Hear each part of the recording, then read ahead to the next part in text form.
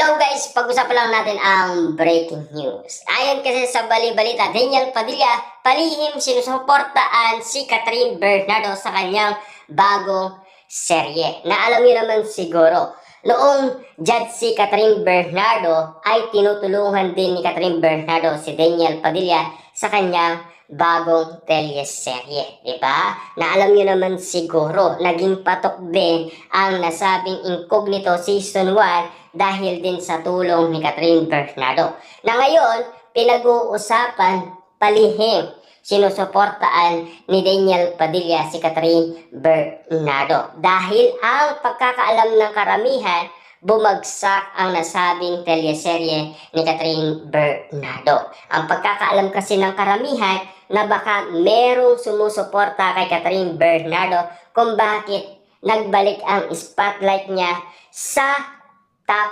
1 sa Netflix PH. Yan kasi ang pilit pinag-uusapan at pinagkakaguluhan at pinagpipestaan kung sino ang sumusuporta kay Catherine Bernardo. Nalaman na nila kundi si Daniel Padilla. Na alam niyo naman siguro, hindi pababayaan ng isang Daniel Padilla si Catherine Bernardo kasi loves na loves niya yan, diba? Na alam niyo naman, magbabalik na ang tambalan Daniel Padilla at Catherine Bernardo at gagawa silang muli ng panibagong movie.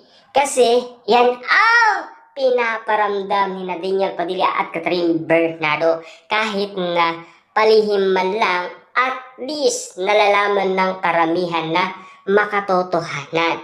Kasi noon pa man ay sinusuportaan na ni Catherine Bernardo si Daniel Padilla. Lahat kasi ng mga achievement na naranasan ni Catherine Bernardo ay inahalay niya kay Daniel Padilla. At ganoon din naman kasi si Daniel Padilla. Inaalay niya ang mga achievement niyang nakukuha kay Catherine Bernardo. Spotted kasi yan sa lahat ng tao at lalong-lalo na sa mga Katniel fans. Kaya nga naman ngayon ay mga Dilulu fans na. Kasi alam niyo naman siguro ang iba kasing mga fans ni Catherine Bernardo ay lumipat kay Daniel Padilla. Yan ang mga pilit pinag-uusapan kung bakit nga naman kasi nagustuhan ulit nila si Daniel Padilla. Bakit nga ba? Kasi si Catherine Bernardo ang pinili niya ang mas cheater pa kay Daniel Padilla.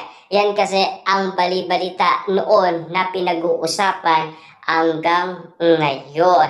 Nauumay na kasi ang karamihan kay Mayor Mark Alcala at lalong-lalo na nagising na nga ba itong si Catherine Bernardo kay Mayor Mark Alcala. Yan kasi ang mga kumakalat na issue ngayon.